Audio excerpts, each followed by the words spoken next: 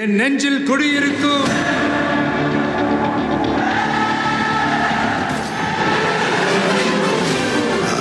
தளபதி. உங்க toilet cleaner bison toilet cleaner குவாலிட்டியை விட பெட்டர்னு நிரூபிச்சா உங்க மொத்த பணமும் ரீஃபண்ட். பைசன் டாய்லெட் கிளீனர் இப்போது 79 ரூபாயில்.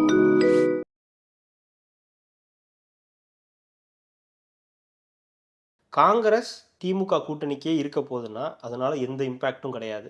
ஒருவேளை 19ஆம் தேதி காங்கிரஸ் வந்து இல்லை நாங்கள் தாவேகா கூட கூட்டணிக்கு போக போகிறோம்னு சொன்னாங்கன்னா அப்போ தான் உங்களுக்கு ரியல் பொலிட்டிக்கலே உங்களுக்கு தெரிய ஆரம்பிக்கும்.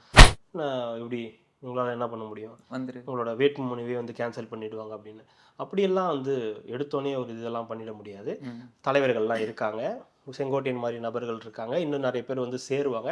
அப்படி பார்க்கும்போது இந்த வேட்பு மனு இதெல்லாம் பண்ணுறதுலாம் கமலஹாசனே நிற்க விட்டாங்க, இன்னும் விஜய் நிற்க விட மாட்டாங்களா? வேட்பு மனு கேன்சல் பண்ணி அப்படியே அமுச்சு விட்ருவாங்களா? அதெல்லாம் ஒன்றும் நடக்காது. சும்மா அதெல்லாம் அவங்கள வந்து வெறியேற்றி பார்க்குறது, கடுப்பேற்றி பார்க்கணும்னு சொல்கிறது.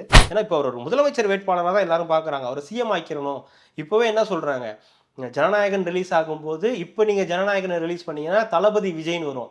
ஒருவேளை எலெக்ஷனுக்கு அப்புறம் ரிலீஸ் பண்ணீங்கன்னா மாண்புமிகு முதலமைச்சர் திரு விஜய்ன்னு தான் வரும். எப்படி வேணும்ன்றதை நீங்க முடிவு பண்ணீங்கன்னு சொல்ற அளவுக்கு ரசிகர்கள் வந்து ரொம்ப ஆர்வமா இருக்காங்க. உங்களுக்கு மற்றவங்களுக்குலாம் செவுத்துல எழுதணும், மற்றவங்க எல்லாம் போயிட்டு அதை காட்டணும், என்ன பண்ணணும்னு. ஆனா விஜய்க்கும் சரி தாவேக்காவுக்கும் சரி அந்த பிரச்சனையே கிடையாது. உங்களுக்கு சோசியல் மீடியால பரவி கிடக்குறாங்க. உங்களுக்கு அந்த சின்னத்தை கொண்டு போய் சேர்க்கறது ரொம்ப ஈஸி. ஒவ்வொருத்தன் வீட்லயும் இருக்கான். அவர் சொன்னது உண்மைதான். வீட்டுக்குள்ளார போயிட்டு தான் நாங்கள் வந்து இங்கே ஆட்சி அமைக்கவே வந்திருக்கோம், கட்சியை தொடங்கியிருக்கோன்றதுனால எல்லார்ட்டையும் அந்த சின்ன போய் சேர்ந்துடும். 18 வயசுல இருக்க எல்லாருமே வந்து அதை பற்றி பேசிடுவான்.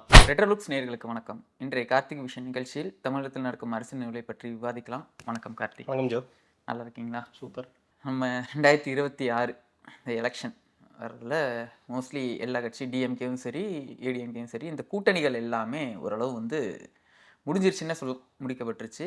டிஎம்கே ஆஸ் யூஷுவல் வந்து அவங்களோட என்ன கூட்டணி இருந்தாங்களோ அந்த கூட்டணியில தொடர்றதா இருக்காங்க. என்டிஏவும் ஓரளவு முடிவு பண்ணிட்டாங்க.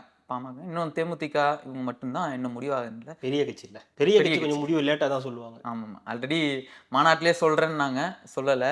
இருங்க இன்னும் நிறைய பேர் சொல்ல வேண்டியது இருக்குது, நான் அப்புறமே சொல்கிறேன் அப்படின்னு கிளம்பிட்டாங்க.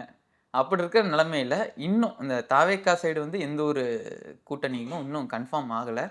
இப்போ காங்கிரஸ் வந்து 19ஆம் தேதி நாளைக்கு வந்து சொல்கிறதா இருக்காங்க கூட்டணி முடிவில். அது மோஸ்ட்லி வந்து திமுக கூட தான் கூட்டணியாக இருக்குன்னு நினைக்கிறோம். பட் ஆனால் என்ன நடக்குதுன்னு தெரியல.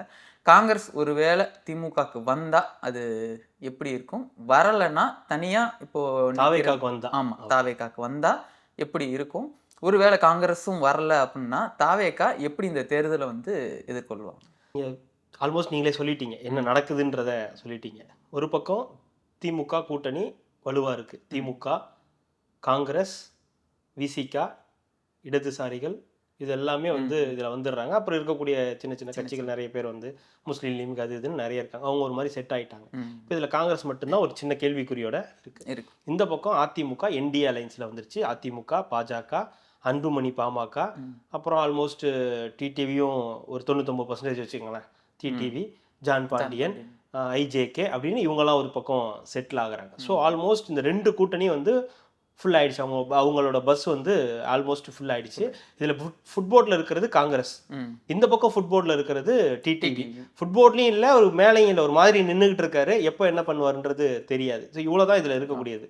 ஸோ இப்போ இதில் தனியாக நிற்க போகிறது விஜயும் சீமானும் தான். ஸோ இப்போ 4 முனை போட்டின்றது கிட்டத்தட்ட உறுதி ஆயிடுச்சு.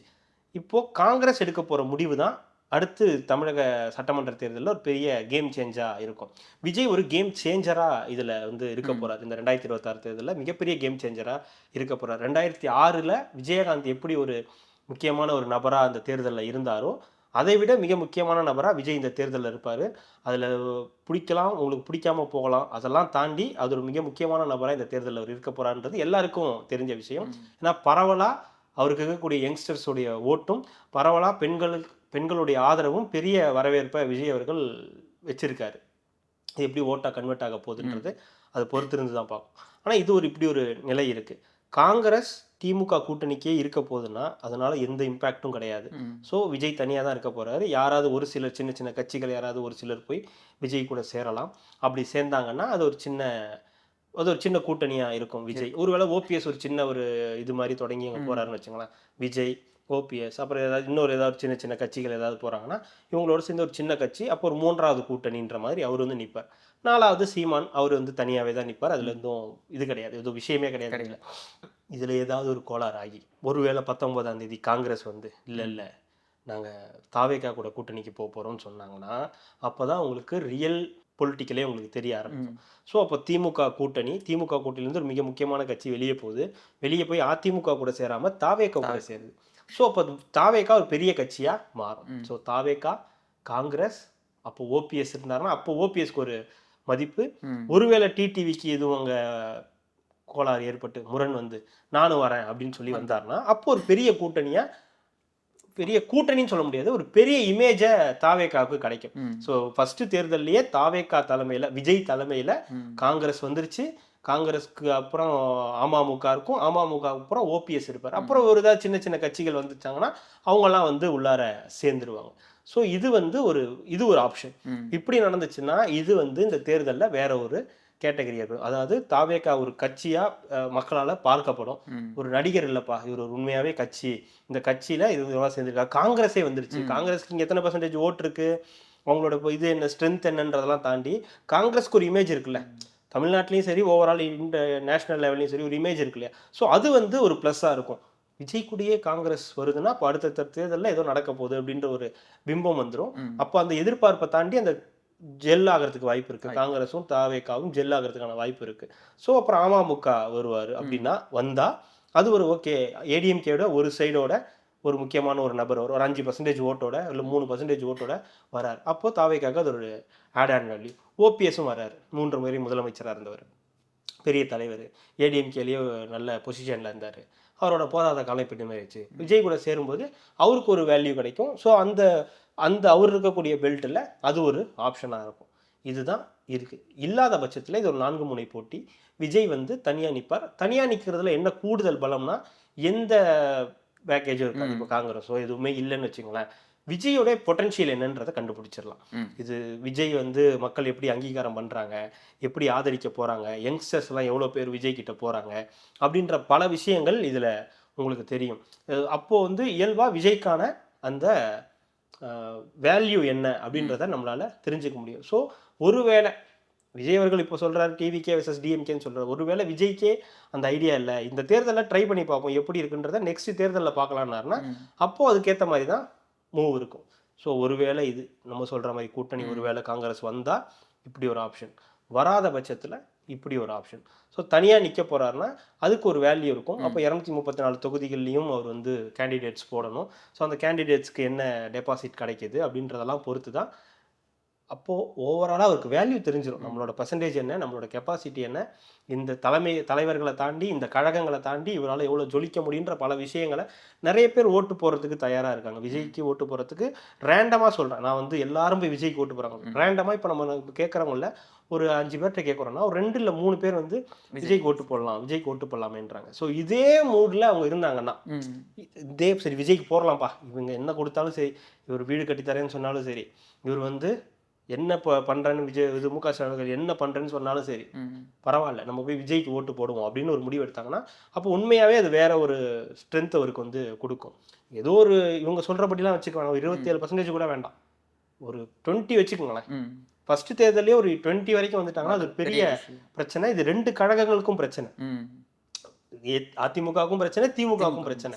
இது பெரிய மாற்றத்தை வந்து இங்கே ஏற்படுத்தும். அது யங்ஸ்டர்ஸுக்கு அதுக்கு தயாராக இருக்காங்க, நிறைய யங்ஸ்டர்ஸ் ஓட்டு போடணுன்ற விருப்பம் இருக்காங்க. இது இல்லாமல் இன்னொரு பக்கம் ஒன்று இருக்குது, அதுதான் இப்போ நடக்கக்கூடிய பிரச்சனை, நம்ம பார்க்கக்கூடிய ஜனநாயகன் பிரச்சனை. அது இல்லாமல் இருக்கக்கூடிய சிபிஐ பிரச்சனை. ஸோ இப்போ என்ன சொல்கிறாங்கன்னா நம்மளே கூட பேசணும், சில சவுக்கு சங்கர்லாம் என்ன சொல்கிறாரு, நான் இப்படி உங்களால் என்ன பண்ண முடியும், உங்களோட வேட்புமனுவே வந்து கேன்சல் பண்ணிவிடுவாங்க அப்படின்னு. அப்படியெல்லாம் வந்து எடுத்தோன்னே ஒரு இதெல்லாம் பண்ணிட முடியாது. தலைவர்கள்லாம் இருக்காங்க, செங்கோட்டையன் மாதிரி நபர்கள் இருக்காங்க, இன்னும் நிறைய பேர் வந்து சேருவாங்க.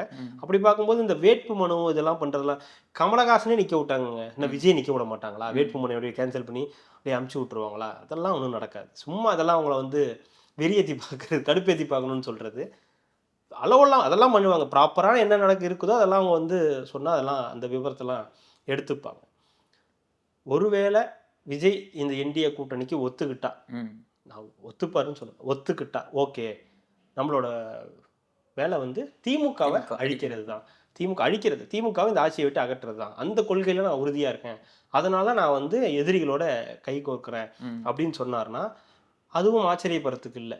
அது நடக்காது. எனக்கு தெரிஞ்ச வரைக்கும் என்னுடைய தனிப்பட்ட கருத்து அது நடக்க வாய்ப்பு கிடையாது. ஒருவேளை அப்படி நடந்துச்சுன்னா அது இன்னொரு பாசிட்டிவ் சைடு வந்து என்டிஏக்கு, ஏடிஎம்கேக்கு ஒரு ப்ளஸ், பிஜேபிக்கு ஒரு ப்ளஸ், விஜய்க்கு ஒரு ப்ளஸ் இருக்கு. விஜய்க்கு நிறைய மைனஸ். ஒரு ப்ளஸ் என்னன்னா அவருக்கு ஒரு சில தொகுதிகள் கிடைக்கும். சரி, எல்லாரும் பேப்பர்ல எழுதுற மாதிரியே நம்ம பேசுவோமே, ஒரு 40 தொகுதி வந்து விஜய்க்கு கிடைக்கும் அப்படின்னு வச்சுக்கோங்களேன். 40 தொகுதியில் ஒரு 30 பேர் எம்எல்ஏ ஆயிட்டாங்கன்னு வச்சுக்கோங்க. 30 எம்எல்ஏ கொண்ட ஒரு கட்சியா அங்கீகாரம் எடுத்தோடனே அங்கீகாரம் கிடைச்சிடும். விஜய்க்கு வந்து எடுத்த உடனே ஒரு அங்கீகாரம் உரிய ஒரு கட்சியா கிடைச்சிரும். எந்த சின்னத்துல நிக்கிறாங்களோ அந்த சின்னத்துக்கான அங்கீகாரம் கிடைச்சிரும். ஸோ அடுத்த தேர்தலில் நிக்கிறதுல எந்த பிரச்சனையும் உங்களுக்கு இருக்காது. 2029 நாடாளுமன்ற தேர்தலையும் ஒரு கூட்டணியில தனியா போய் நிக்கிறதுக்கு அவருக்கு வந்து ஒரு பிளஸ். ஸோ விஜயும் நேரடியாக சட்டமன்றத்துக்கு போயிடுவார். ஒரு முக்கியமான வெற்றி வாய்ப்பு உங்களுக்கு வந்து கிடைச்சிருது. தமிழ்நாடு முழுக்க தாவேக்கான்ற ஒரு கட்சி போய் தெரிஞ்சிடும், அவங்களுடைய சின்னங்கள்லாம் போய் சேர்ந்துடும். இன்னொரு பக்கம் என்டிஏக்குள்ளார விஜயும் இருக்கிறதுனால அவருக்கு அடுத்தடுத்த பதவிகளோ இல்லை அடுத்தடுத்த நகர்வுகள்லேயே அவருக்கு ஒரு முக்கியமான இம்பார்ட்டன்ஸ் கொடுக்க கூட வாய்ப்பு இருக்கு. ஆனால் அதில் மைனஸ்ன்னு பார்த்தீங்கன்னா நிறைய இருக்கு. விஜய் வந்து கொள்கை எதிரின்னு இருக்காரு. ஸோ அவங்களோட போய் முதல்ல சேர்ந்தாருன்னா அவருடைய ஃபர்ஸ்ட் இமேஜே உடஞ்சிடும். ஸோ எடுத்தோடனே ஒருத்தர் கூட கூட்டணி போயிட்டாரு, அதுவும் என்டிஏக்குள்ளார போயிட்டாரு அப்படின்ற மாதிரி ஒரு இமேஜ் வந்து உடஞ்சிரும். அப்புறம் மைனாரிட்டிஸ் ஓட்டு உறுதியாக வராது. என்டிஏக்குள்ளார போனாலே மைனாரிட்டிஸோட ஓட்டை உறுதியாக இழக்க நேரிடும். அது அவருக்கு நல்லாவே தெரியும். இந்த ஓட்டை வந்து நம்மளால ரீப்ளேஸே பண்ண முடியாது. அது விஜய் வந்தாலும் அதை வந்து கிடைக்காதுன்றது, பெரும்பாலும் அவங்களுக்கு கிடைக்காது, அது பின்னாடி தான் போகும். ஸோ அப்புறம் திமுக கூட்டணியை எதிர்ப்பதற்காக உள்ள போனாருன்றதுனால அடுத்தடுத்த தேர்தலையும் அவரை கூட்டணிக்கு தான் முயற்சி பண்ணுவாங்களே தவிர அவர் ஒரு முதலமைச்சர் வேட்பாளரா அதுக்கப்புறம் அறிவிப்பாங்களான்னு இல்லை, அதுக்கப்புறம் மக்களே அதை ஏத்துப்பாங்களான்றது சந்தேகமாயிடும். ஏன்னா இப்போ அவர் ஒரு முதலமைச்சர் வேட்பாளராக தான் எல்லாரும் பாக்குறாங்க. அவரை சிஎம் ஆக்கிரணும். இப்பவே என்ன சொல்றாங்க, ஜனநாயகன் ரிலீஸ் ஆகும்போது இப்போ நீங்க ஜனநாயகனை ரிலீஸ் பண்ணீங்கன்னா தளபதி விஜய்னு வரும். ஒருவேளை எலெக்ஷனுக்கு அப்புறம் ரிலீஸ் பண்ணீங்கன்னா மாண்புமிகு முதலமைச்சர் திரு விஜய்ன்னு தான் வரும். எப்படி வேணும்ன்றதை நீங்க முடிவு பண்ணீங்கன்னு சொல்ற அளவுக்கு ரசிகர்கள் வந்து ரொம்ப ஆர்வமா இருக்காங்க. அப்போ வந்து விஜய் வந்து சிஎம் கேண்டிடேட்டா தான் பாக்குறாங்க. விஜய் எடப்பாடி கூட இருக்கக்கூடியவோ இல்லை பிஜேபியோடைய ஒரு நபராவோ கூட்டணி கட்சி நபராவோ இருக்கிறதுக்கு விஜய் அப்படி அவங்க பார்க்க விரும்ப மாட்டாங்க. ஸோ அப்படி நடந்தா எப்படி நம்ம கமலஹாசன் அவர்களை இப்போ பார்க்குறோமோ, எப்படி இப்போ வந்து திமுக கூட வந்து ஒரு கட்சியாக இருக்காரு, ஒரு பெரிய ஒரு வேல்யூ இல்லாத 1% 1.5% கூட இல்லாத ஓட் பர்சன்டேஜ் இல்லாத ஒரு நபராக இருக்காரோ அந்த அளவுக்கு வந்து இந்த கட்சி மாறிடும். ஸோ அதற்கான வாய்ப்புகள் ரொம்ப கம்மி. ஏன்னா அவர் என்டிஏ கூட போகிற மாதிரி இருந்தாருன்னா அவர் இவ்வளோ தூரம் அதை இருக்க மாட்டார். ஜனநாயகனுக்கு போய் மேல்முறையீடு பண்ணுறதா இருக்கட்டும், சிபிஐ விசாரணை, இது எல்லாமே ஒரு போகுதுன்றது காரணமே வந்து ஒரு என்டிஏக்குள்ளார போக மாட்டேன்ற ஒரு முக்கியமான ரீசன் தான். ஸோ இதுதான் வந்து இப்போ இருக்கக்கூடிய சுச்சுவேஷன். ஆனால் இந்த 2026 தேர்தல் ரொம்ப சுவாரஸ்யமான தேர்தல் தான், நம்ம ஏற்கனவே சொல்லியிருக்கோம். அதுதான் இப்போவும் நடக்க போகுது. இதில் இப்போ காங்கிரஸ் எடுக்கக்கூட முடிவு தான் அடுத்தடுத்த கட்ட நகர்வுகளையே வந்து நகர்த்த போகுது. காங்கிரஸ் மட்டும் கொஞ்சம் வித்தியாசமாக நம்ம யோசிப்போம். Why not? இல்லை, எப்பயுமே விஜய்க்கு ஒரு பிரச்சனைனா ராகுல் காந்தி அவர்கள் வந்து சப்போர்ட், அந்த கரூர் ஸ்டாம்பேடாக இருக்கட்டும், இப்போ அந்த ஜனநாயகன் பிரச்சனையாக இருக்கட்டும், அவர் தனியாக இருக்கார். அவங்க வந்து பிஜேபி ரொம்ப கார்னர் பண்ணுதுன்றதுனால இவங்க சப்போர்ட் பண்ணுறதுக்கு வரலாமா? திருப்பி காங்கிரஸ் வந்து சப்போர்ட் பண்ணுறதுக்கு வருமா? காங்கிரஸ் ரெண்டாவது அவங்களும் இங்கே ஆட்சியில் வந்து பங்கு வேணும். இல்லை, அவங்க கேட்குறதெல்லாம் சரிதான், எல்லாமே அவங்க சப்போர்ட் பண்ணுறாங்க தான். என்ன இவங்க சப்போர்ட் எல்லாமே வந்து பார்த்தீங்கன்னா அரசியல் கட்சி ரீதியாக இல்லை, அவங்களுக்கு ஒரு இது தேவையா இருக்கு அப்படின்ற ரீதியில தான் இருக்கு. அரசியல் தானே, எல்லாமே அரசியல் தான். அப்படி பார்க்கும்போது விஜய்க்கு சப்போர்ட் பண்ணா நமக்கு கொஞ்சம் பாப்புலாரிட்டிஸ் கிடைக்கும், விஜய் கூட போனோம்னா நமக்கு வந்து கொஞ்சம் சீட்ஸ் அதிகமாக கிடைக்கும், ஜெயிச்சோன்னா ஆட்சியிலையும் அதிகாரத்திலையும் பங்கு கிடைக்கும் அப்படின்ற மாதிரி எண்ணங்கள் இருக்கு. ஆனால் ரியாலிட்டியில் பார்த்தா அதில் நிறைய பிரச்சனைகள் இருக்கு. நான் சொல்றது ஜெயிப்பாங்க தோப்பாங்கன்றதை தாண்டி நிறைய பிரச்சனைகள் இருக்கு. திமுக ஒரு கட்டமைப்பிலேயே பெரிய கட்சி. நம்ம திமுக மேலே 1000 விமர்சனங்கள் இருந்தாலும் கட்டமைப்பு ரீதியாக ஒரு பெரிய கட்சி, 75 வருஷ கட்சினா அதுக்கு ஒரு இது இருக்கு இல்லையா, எக்ஸ்பீரியன்ஸ் இருக்குது. ஸோ கிளை கழகம் வரைக்கும் ரூட் வரைக்கும் அவங்கள்ட்ட ஆட்கள் இருக்காங்க, சின்ன சின்ன விஷயத்துக்கு கூட ஆட்கள் இருப்பாங்க. ஆனால் விஜய் கட்சியில் தாவேக்கால அப்படி ஒரு ரூட் வந்து இல்லை. ஒத்துக்கிட்டு தான் ஆகணும், உண்மை தானே அது. உங்களுக்கு இப்போ தான் அவங்க 2 வருஷம் கூட ஆகலை, பிப்ரவரி வந்தால் தான் 2 வருஷம் ஆகும். ஸோ இப்போ தான் அவங்க ரெடி ஆகிட்டே இருக்காங்க. ஸோ அந்த மாதிரி ஒரு கட்சி கூட முதல்ல அவங்க கூட்டணி வைக்கலாமான்ற ஒரு யோசனை வந்து அவங்களுக்கு வரும். அவங்களுக்கு ஃப்ரெஷ், விஜயோட ஃப்ரெஷ்னஸ் ஓகே, அவர் வந்தால் ஓட்டு விழும், அவர் கூட சேர்ந்தா நமக்கு ஓட்டு கிடைக்கும், நம்புற ஒரு டீம் இருக்காங்க, அதெல்லாம் உண்மைதான். அதுக்கு அவர் வந்தால் ஓட்டெல்லாம் கிடைக்கும். ஆனால் இவங்களை யார் தூக்கி சுமக்கிறது? காங்கிரஸை. தாவேக்கா தானே நிற்கிறதுக்கே நிறைய பிரச்சனைகள் இருக்குது. அவங்களோட கேண்டிடேட் போடணும், அந்த கேண்டிடேட்டை காப்பாற்றணும், அவங்கள நிற்க வைக்கணும், அவங்களுக்காக பேசணும், ஜெயிக்கணும், இப்படின்னு இவ்வளோ பிரச்சனைகள் இருக்குது.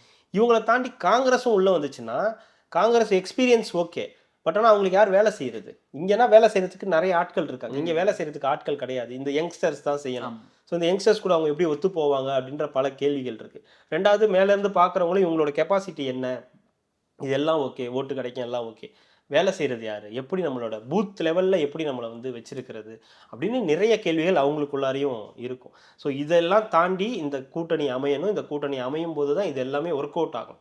ஸோ அதனால் அவங்க யோசிக்கும் போதே தாவேக்காவை தாண்டி திமுகவுக்கு தான் ஃபஸ்ட்டு ப்ரிஃபரன்ஸ் இருக்கும். ஏன்னா ஜெயிச்சுட்டு வராங்க, 40 எம்பிஸ் இருக்காங்க, இது அப்புறம் இந்தியா கூட்டணின்னு ஒன்று இருக்குது. இதெல்லாம் தாண்டி விஜய் கிட்ட போகிறதுக்கு பயங்கரமாக யோசிக்கணும். அப்படி அவங்க யோசிக்கும் இப்படி கூட யோசிக்கலாம், விஜய் வந்தால் இந்த இந்தியா கூட்டணியை தாண்டி வேறு ஏதாவது ஒன்று பண்ணலாம்.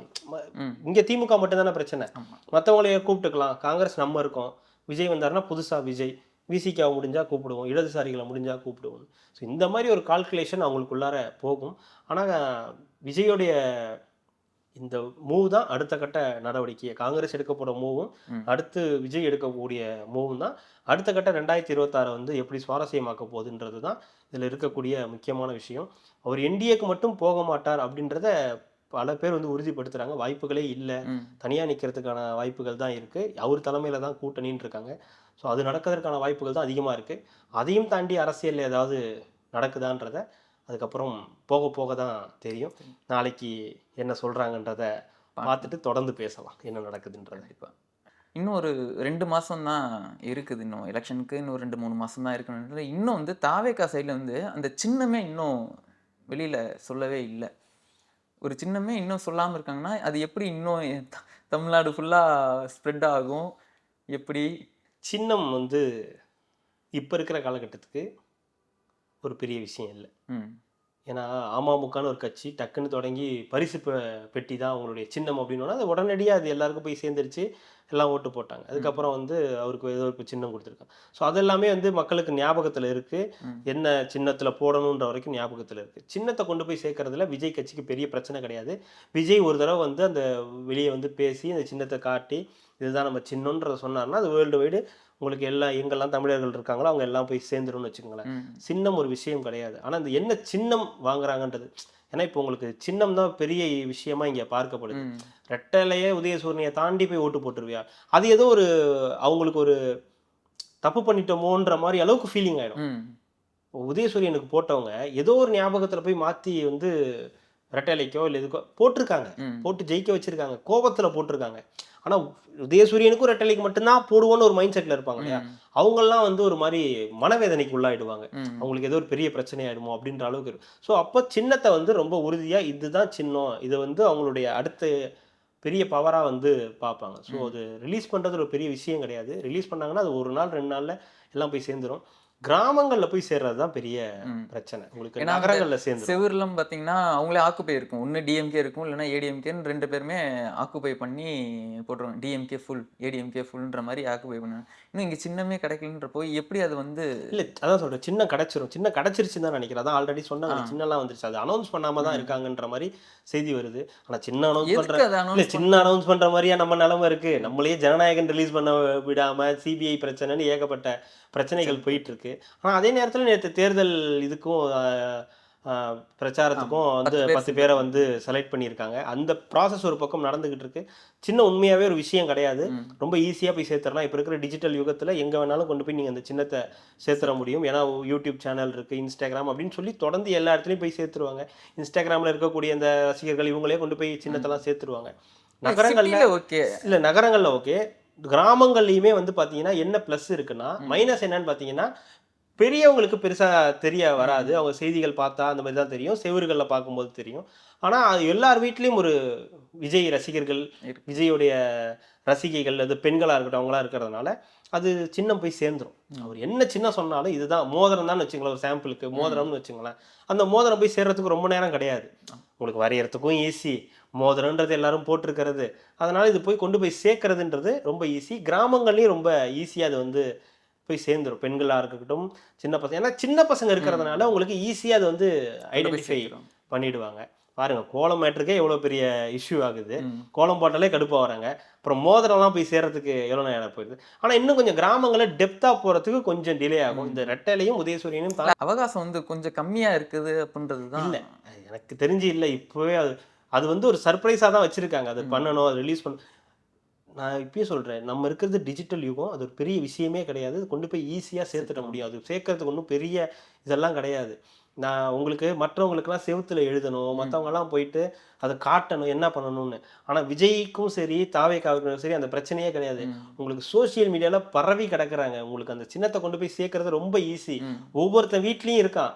அவர் சொன்னது உண்மைதான். வீட்டுக்குள்ளார போயிட்டு தான் நாங்கள் வந்து இங்கே ஆட்சி அமைக்கவே வந்திருக்கோம், கட்சியே தொடங்கியிருக்கோன்றதுனால எல்லார்ட்டையும் அந்த சின்ன போய் சேர்ந்துடும். 18 வயசுல இருக்க எல்லாருமே வந்து அதை பற்றி பேசிடுவான். எப்படியும் அந்த வீட்டில் தெரிஞ்சிடும். பெண்கள் நிறைய பேருக்கு தெரிஞ்சிடும். அப்போ ஈஸியாக அந்த சின்னம் போய் சேர்ந்துடும். அதுலலாம் பெரிய பிரச்சனை இருக்காது. கேண்டிடேட் போடுறதுல தான் பிரச்சனை, நிற்க வைக்கிறதுல தான் பிரச்சனை, அவங்கள காப்பாற்றுறதுல தான் பிரச்சனை. இப்போ அவங்களுக்காக பேசுறது, பிரச்சாரம் மேற்கொள்றது, இதுதான் பெரிய சவாலாக இருக்கும். சின்னம் சேர்க்கறது ஒரு விஷயமே கிடையாது. சின்னம்லாம் ரொம்ப இயல்பாக போய் சேர்ந்துடும். நான் தான் சொல்கிறேங்க, விஜய் வந்து ஒரு தடவை இதுதான் நம்ம சின்னம்னு சொல்லி பேசினார்னா, ஒரு பெரிய மாநாடு போட்டு பேசினார்னா, அதுதானே அன்றைக்கி பேசு பொருள். அது போய் சேர்ந்துடாதா? இந்த சின்னம் அப்படின்றத பற்றி விவாதமே வச்சு ஒரு வாரம் ஓட்டிட மாட்டாங்களா? இப்போ இயல்பாக போய் சேர்ந்துடும். அது என்னென்ன வாய்ப்புகள் இருக்குன்றதை எனக்கு தெரிஞ்சு இந்த 19ஆம் தேதியிலேருந்து பயங்கரமாக சூடு பிடிச்சிரும். அப்போ நமக்கு எல்லாத்துக்கும் ஆன்சர் கிடச்சிரும். 19 நாளையிலேருந்து நாளையிலேருந்து பயங்கரமாக இருக்கும் பாருங்க. ஏன்னா பொங்கல் முடிஞ்சிச்சு, தை பிறந்தால் வழி பிறக்கும்னாங்க இல்லையா? என்னென்ன வழி பிறக்குதுன்னு மட்டும் பாருங்க. கண்டிப்பாங்க. அடுத்த ஒரு நேர்காணல்ல நம்ம இதை பற்றி விவாதிக்கலாம். மிக்க நன்றி. மகிழ்ச்சி. என் நெஞ்சில் குடியிருக்கும்